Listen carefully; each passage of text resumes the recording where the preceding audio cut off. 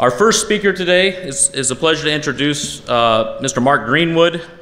Mark is a Senior Vice President for Relationship Management at AgStar. He's responsible for overseeing the core markets, industry experts, capital markets, trade credit, and leasing and consulting teams at AgStar, where he first began working in 1997. In addition to his experience at AgStar, he's given presentations in the United States, South America, Europe, Canada, on economic issues in the protein sector. He was born and raised on a farm in southern Minnesota and has been involved in agriculture his entire business career. He received his bachelor's degree in business administration and a minor in economics from Minnesota State University, Mankato in 1980. Mark, it's a pleasure to have you.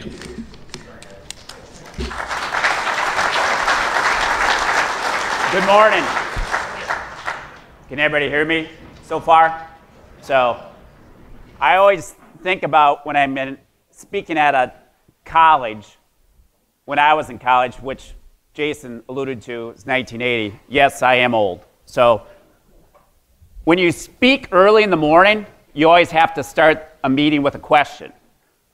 So when you look at the U.S. pork industry today, how many people believe the next 5 to 10 years are going to be the most dynamic changes that we'll see in the U.S. pork industry that we've ever seen? Raise your hand. How many people say, I have no clue? Raise your hand. How many people are asleep? Don't know yet. But I think we're under some of the most dynamic changes that we've ever seen in my career being involved in ag. AgStar is also going through a change. Starting Monday, we become Compeer Financial. So we're merging with 2 associations. We're doubling in size. It's very similar to what's occurring in the ag sector where there's a lot of change. So over the last year, we've been going through this merger process, and now we are going live as of Monday. The amount of work that takes, and also getting people on the right bus, takes a lot of time. And it will continue to evolve over time, and that's how ag does as well. So agenda, current state of the industry, a bit of a history lesson since we're adding a few plants. I'm going to reflect back 10 years ago. Some of you that are college students 10 years ago, you weren't in diapers yet, but you were probably watching cartoons at that time. Future of the swine industry, and again, how-to actions on what it takes to be successful going forward, and hopefully some time for Q&A.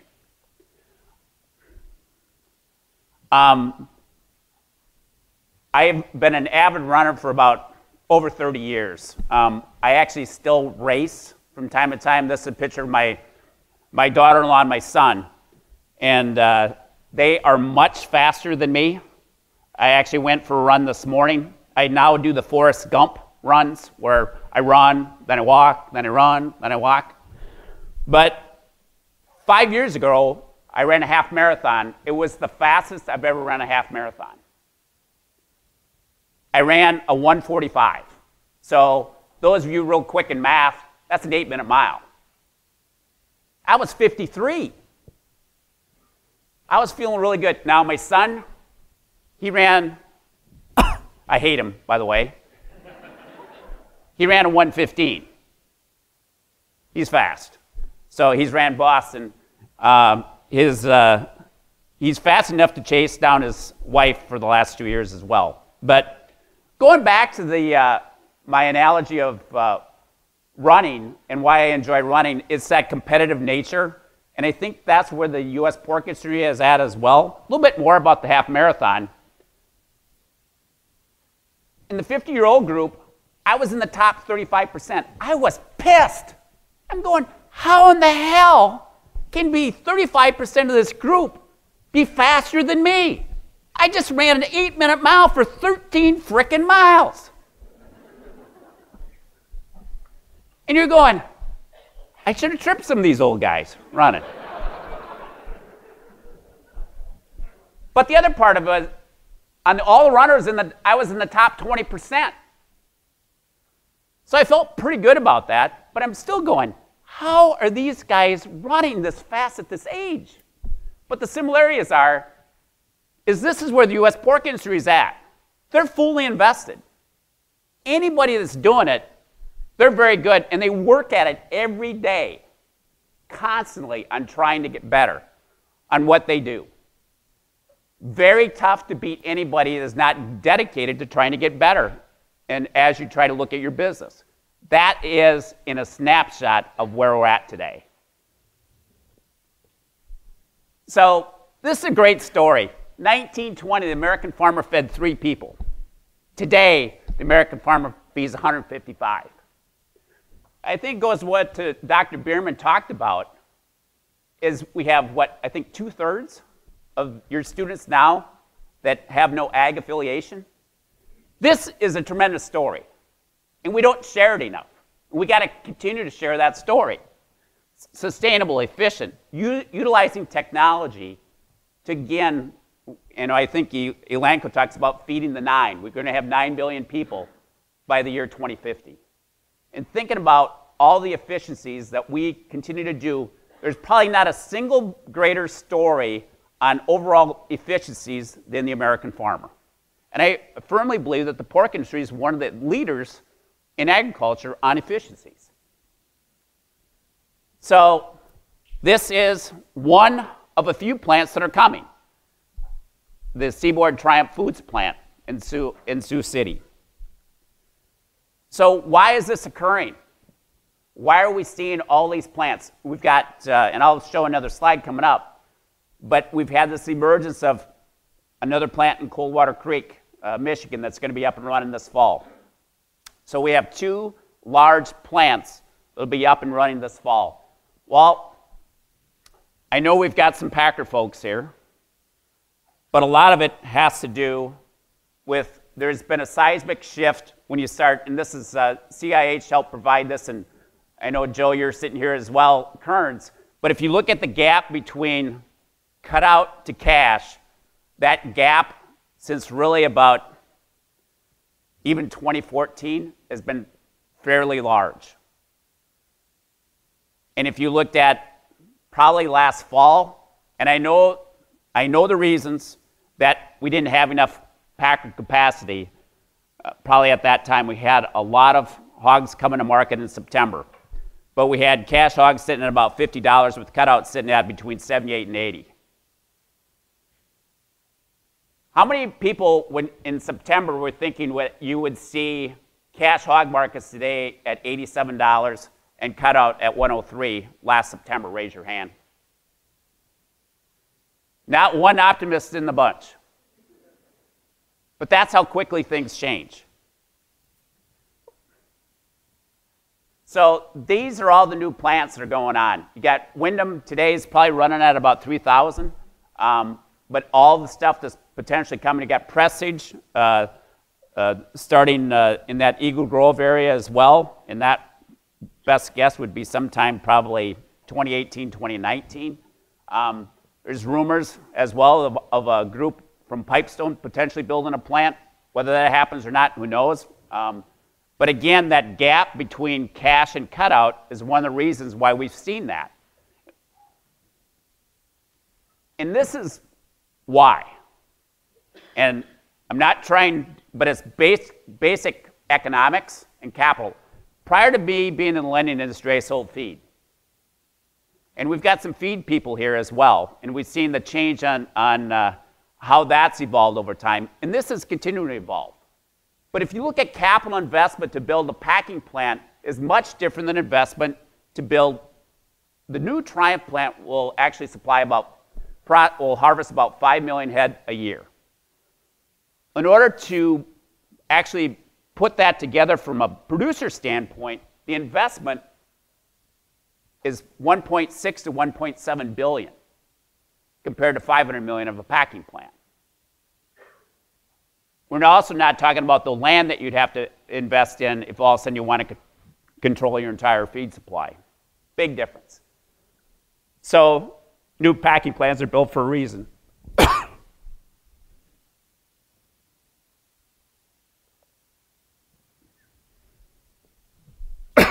Excuse me.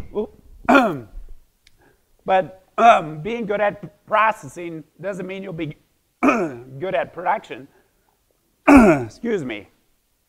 The Triumph Group changed the dynamics back in 2007. Finally get my voice back. And others are trying to replicate it. But I'm going to take a little bit of a history lesson back 10 years ago. It wasn't that easy when we started back in 2007. Well, so back in 2007, swine industry was really strong. Actually, I would say similar balance sheets. Actually, today they're probably even stronger. I offended some people back in 2007, and it's being recorded, isn't it? I'm going to get in trouble again. Oh, well. I'm getting old enough it doesn't matter. I said back in 2007 you could have been fat, drunk, and stupid and still made money in the pork industry. I had watched Animal House that weekend, and I had a reflective moment. And so I had to do a retraction. It still might have been an accurate statement. Our current president would have supported my type of statement on Twitter as well. So,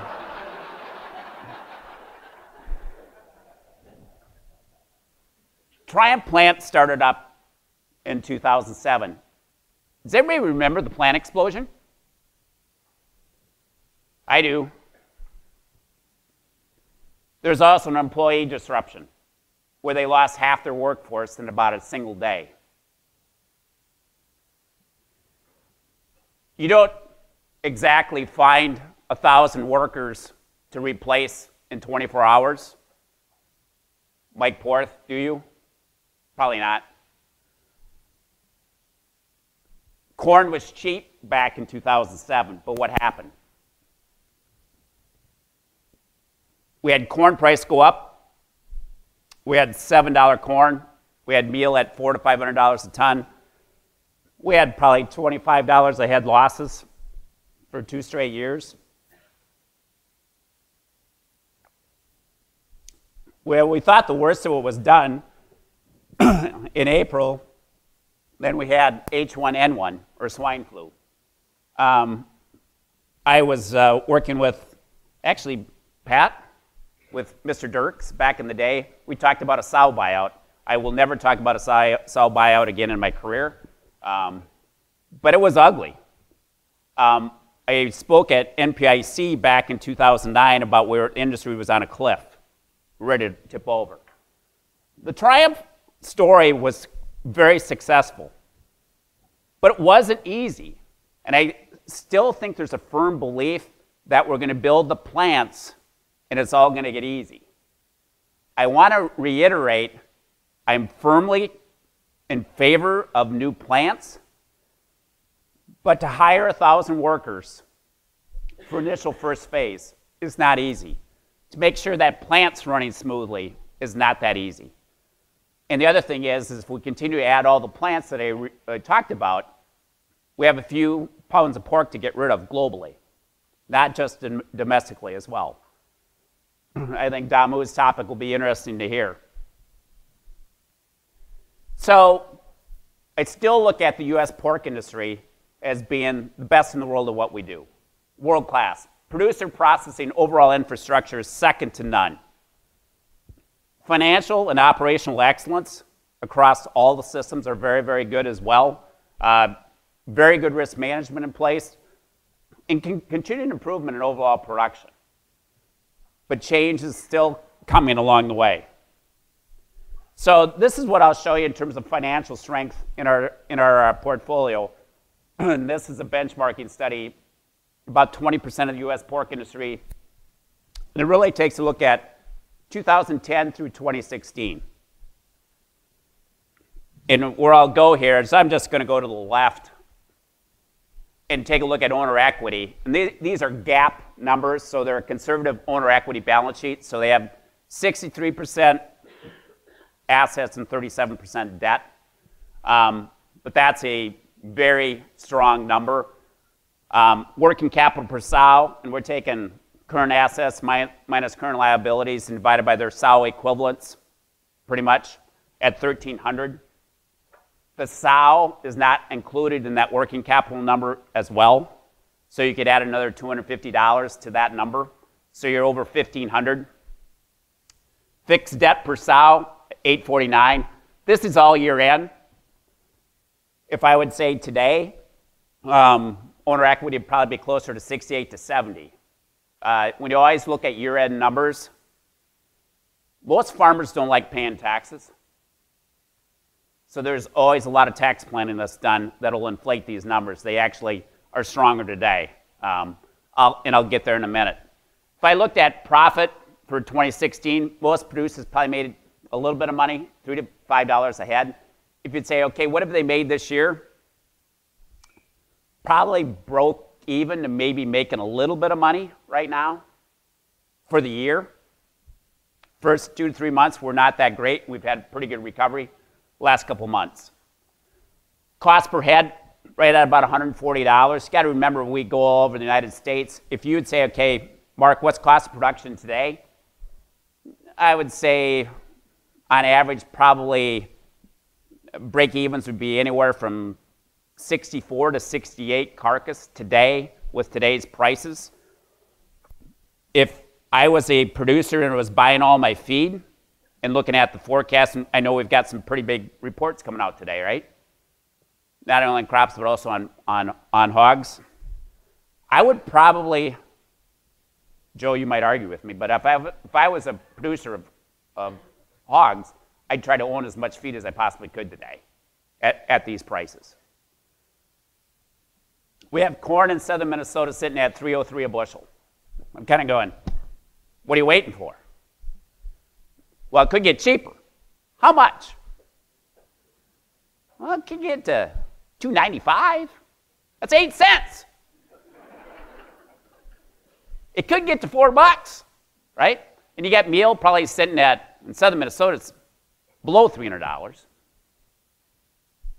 And I think you have, and I think we still have a plentiful crop, but I think there's more upside potential on feed costs going up than I do downside potential. So I'd probably be a procurer of feedstuffs and locking some of that stuff in. This is compared to the Iowa State model, and actually we still use the Iowa State model where you kind of buy corn, feed, meal every day, and then you sell hogs every day. And compared to our benchmark group, basically over almost a 6-year period, this group is about $50 ahead of the Iowa State model. So it's about $8 better. So if you raise 100,000 hogs a year, it's $800,000 difference. And I would say the Iowa State model is a good benchmark, but I'm going to go back to my race analogy, that 50-year-olds, they're all running fast. They're all really good at what they do. So you need to use that as a benchmark, but you need to be better than that benchmark, is what I'm going to tell you. This takes a look at our swine operating lines as a result, or revolver as percent of peak. So if we have a operating line of $1 million, we'll track it. We track it every month on every client, by the way. Yes, we are like the NSA. Today we're sitting at about 20% usage on our operating lines. So they have 80% available. So they have $800,000 available. Remember that 5 months ago? That's tax planning. They use about 43% of that. The other interesting part, and this is where is the preemptive strike of not getting overconfident. The other thing that we've done with a lot of our clients, we've set up real estate revolvers. We have a lot of systems that have paid off all their operating debt. And so then what we've done is we structured on their real estate debt, if they own sow units, farmland, finishing barns, we've given them the ability to pay that down and also have the ability to borrow that back. I would say the majority of our larger clients have some form of a real estate revolver. That 20% usage on revolvers also includes our real estate revolving debt. So they have paid down 80% of their real estate debt that we've set aside as well.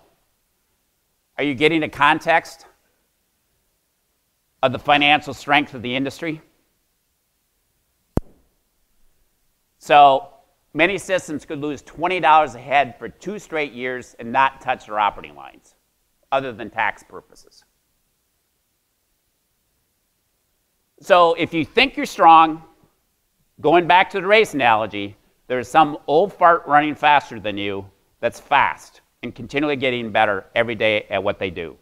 And it's the simple message that you need to keep hearing every day. You cannot get overconfident. So there's just this seismic shift that's occurring in the U.S. pork industry with all the plants. So, but the issue is when you have the size and strength of that balance sheet, Mark Greenwood, Kent Bang, Farm Credit Services of America, or any lender is not going to tell you, well, I think you should just hold off. No, they come in and say, hey, Kent Bang, we're going to add 7,000 sows. You go, dang, that's about the fifth one I've heard today. And with what we have set up for credit facilities, it's like, okay, are you not worried about how much supply and get rid of it? It doesn't matter. Thank you. You're going to tell your lender what you're going to do if you want to expand. That's where we're at today. The industry strength of this level has led to capital spending not only on production, but also on investing in packing plants. So it's really a combo platter between production and packing plants. So we're in this cycle today. Oh. I also want to bring up, I call it observations and concerns for the industry. This one, to me, is a big one. And I'll throw myself and the rest of our lending community under the bus on this. And this has to look at the amount of pigs that are negotiated on the open market. We're sitting at about 2.5% in 2016. The lenders said, you know what, if you're going to expand, you got to have a packer agreement. Well, I think we've finally come to the realization, well, packer agreements are nice, but what is every packer agreement is really established by what? Something that's negotiated, right? Probably Western Corn Belt, Iowa, Southern Minnesota, 201, some form of average. Producers and lenders together need to work on establishing more pigs that need to be negotiated on the open market. And I'd throw the processors that we need to have more coordinated effort on that. So what's the right number? I can tell you it's not 2.5%. If you give me 5 to 10, I'd feel better. But today at this level, I'm not comfortable with that. And I hear the comments, you know, saying, man, that's hard work. My lender wants me to have everything in contract. Well, I'm going to say, hold on. I'm going to go back to my race analogy again. Yes, it is hard work. But the one thing I can tell you is the producers that we've pushed on saying, no, you have to understand that you need to sell in the open market, they have done a better job on risk management as well. Because when you sell in the open market, it gives you a context of what might be happening in the futures. Because the cash market does drive what happens in the futures market. You need to understand that. Yes, it does take work. But yes, the best of the best is what they're doing. You have to understand that. And so we need more pigs on that open negotiated market. You need to learn and understand. If you need some help along that way, there's resources you can go to today. But that's one thing that the industry has to do is get a bigger amount of pigs sold on the negotiated market. You know, anybody look at cutout values yesterday? It's just unbelievable. I mean, I think we topped at 103 yesterday, right? Bellies hit 190. You had ribs, I think, probably were over 145. Butts were at 110. I'm going to throw a word of caution. And I've been married to the same wonderful woman for 36 years. I need to buy a smoker. How many guys here have bought a smoker? Look at that. So just a word of caution. I actually think that's the reason why ribs and all those products have went up in price because guys have said, hey, I can get out of doing work and say, honey, I'll do the cooking.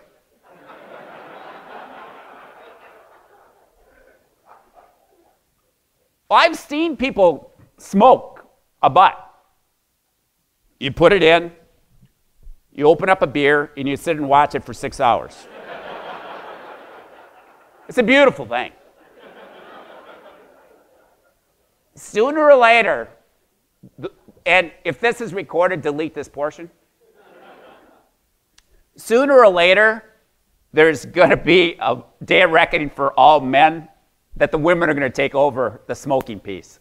But Mexico also loves our hams. The export market is really important. I don't want to make a joke of it, but I think there's been unique things that have really happened in our marketplace that has driven our overall our demand for a product. We're in a tremendous situation today.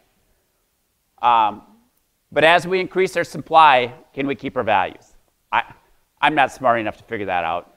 I'm just not, and it's one of those questions of the day that you keep thinking about. We will be more dependent on exports. As we increase our supply, would be my guess that we're going to see some harvest numbers this fall that are going to approach over 460,000 head in a day, right? Would you agree? We're going to be there. So we're kind of like Star Trek. We're going where no man has gone. And so we're going to find out what's going to happen to our overall values as we continue to go forward. Any disruption to our export market will be devastating. I have the privilege of sitting on the Swine Health Information Committee, and we look at any type of emerging diseases that could impact the industry. It's one of those things that it's almost like a 9/11 event. Paul Sundberg has done a tremendous job, and a lot of, I call it collaboration between Chris, Iowa State, University of Minnesota, South Dakota State, and a multitude of really brilliant people. But you start putting your head around any type of FMD outbreak in north central Iowa, and it's a game changer. And the overall economic impact of that would be something that I don't think any of us in this room would want to see. And how fast we would recover, I don't think we'd want to see. And so it's one of those things that we really have to be fully aware of and be, I call it top of mind on what we look at as well. I took one for the team yesterday. I went to Arby's and had this. And it goes to overall values. But how many times do you go today in any type of restaurant where they have bellies featured not only in fast food, but in white tablecloth restaurants? Raise your hand. They're everywhere. So bellies have become kind of this cool thing now. And by the way, it's a really good sandwich. So it tastes really good. And so having these products continue to drive up our demand is one of the things why we see bellies today at 190.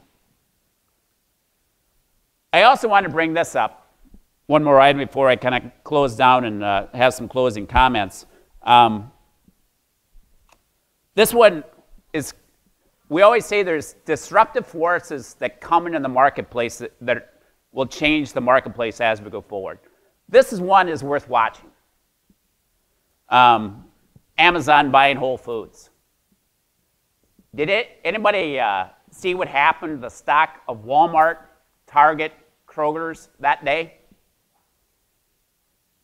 They lost 7 to 8%, 7 to 10 across the board. When Amazon did this purchase, it kind of set a seismic shift into the retail food chain going forward. And you start thinking about it, I started thinking about the college students today, who play anywhere from 18 to 21. And is today Amazon Prime Day or something like that? Was it yesterday?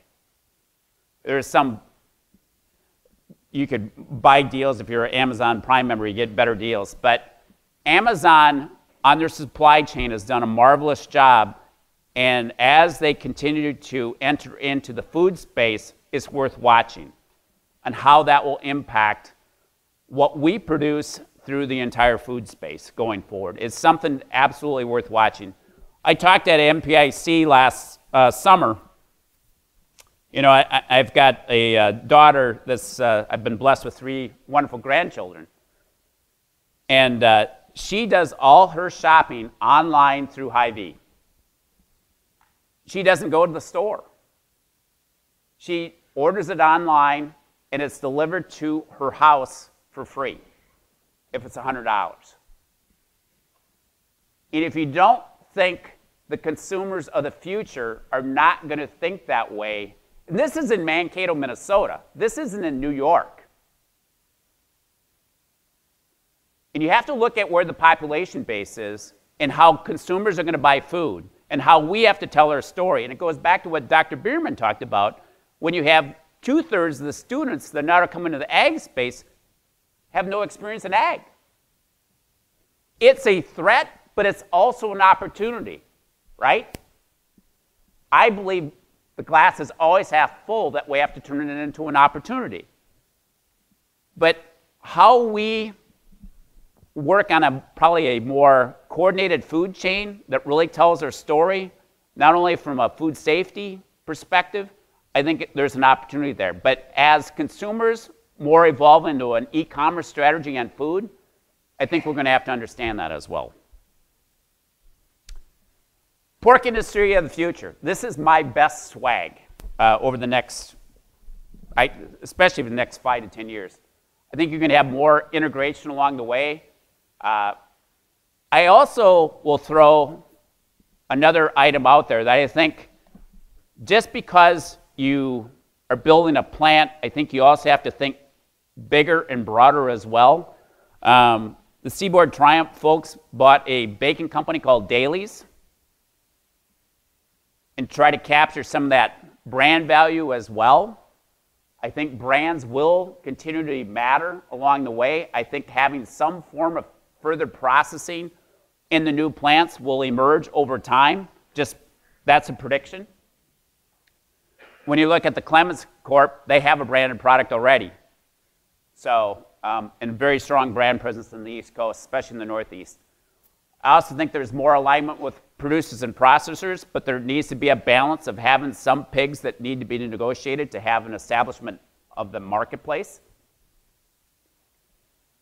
Data to drive decisions for your operations.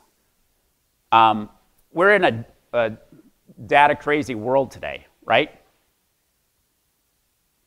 Even at our organization, our new organization going forward, we're going through a process today. I said, listen, we have too many reports already. I said, I'll look at it in a producer's operations today and say, okay, what are the primary data points that you really need to get that ultimately can help you make better decisions to make your operation better? Simplify and clarify for the people that are actually doing the work. Management probably needs to understand more data points, but the people that are actually doing the work day to day, there's simple data points that helps the overall bottom line to your business. And helping manage that data is extremely important. Continued investments in new technologies and ways to retain employee talent. If we look at what I believe is the single biggest risk to this industry is one word, is people. It's not only education from professors, it's veterinarians, it's people that want to be involved in ag. That if you look at from a packing plant, working on a hog farm, all the way through, we need people to be involved in the food chain system. And it's the single biggest risk, I believe, that we have to our industry. Think for the long term, not short term. Instead of thinking 1 to 2 years, for me it's more 3 to 5 or 5 to 7. Again, take a broader view of the world than just outside your window. You can't be isolated. I've used this slide almost every one. It's kind of one of those standard things I think all of us always have to do, whether you're a producer or you're involved in ag. So one last slide, I believe. Attributes of success. You really have to be good at the basics, blocking and tackling. Without that, you've got no shot at being successful. Embrace data management. Then make decisions based on decisions that improve your bottom line. I firmly believe that you need to benchmark. It goes back to the race thing again. You know, I like that competitive nature, and most the pork industry is better at that than any industry I work with. They're okay with comparing notes with their peers, which is awesome. And all of a sudden, if they see somebody's better, producers are willing to share that and help that other producer get better. It's a very unique attribute that this industry has that makes it the best in the world at what they do. But benchmarking is really important. Be willing to change current practice for overall improvement. Avoid the status quo. You can't keep doing the same thing because things will continue to evolve. So with that, again, thank you, Iowa State, and the opportunity to speak to this group. I think I finished right on time. Any questions? Probably could take.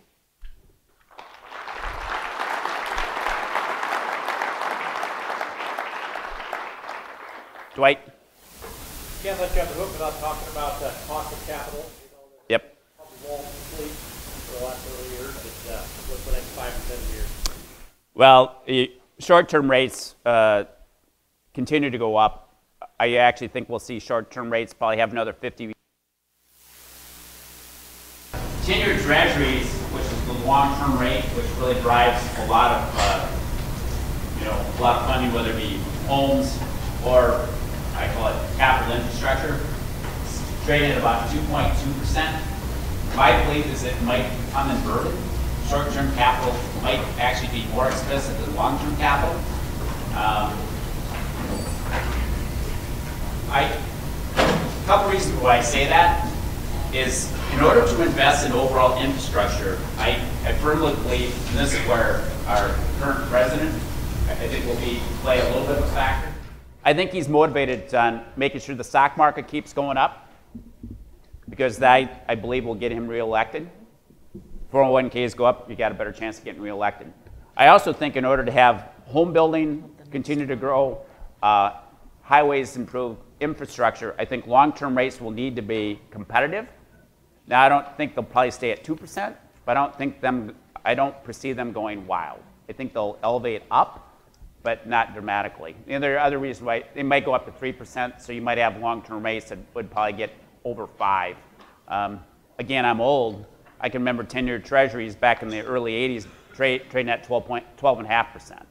So I still think long-term rates will still be fairly competitive long-term. One of the questions that came in on the text message was what your thoughts would be with some of the trade negotiations and NAFTA negotiations happening. Yeah. How many people follow our current president on Twitter? You need to get on Twitter and follow him. He's better than any TV show that you could ever watch. And I sincerely mean that. You can follow me as well, but he's much more entertaining than I am. But NAFTA and all those issues are really important. I actually think the other countries are trying to figure him out. I always think he says something way off to the far left. Not that he's far left, but he wants to negotiate somewhere in the middle, but he's always going to negotiate to something that you would never consider. But how that might impact the markets, actually I think one of the big things for us is having the former governor from Iowa that's in China. I think that's very important for us. I think our current Secretary of Ag is a very good promoter as well of Ag. I think we're actually in a pretty good spot that way, but I continue to watch what he might say and how that might impact markets is the other thing. He's highly entertaining. Let's thank Mark Homer. Thank you.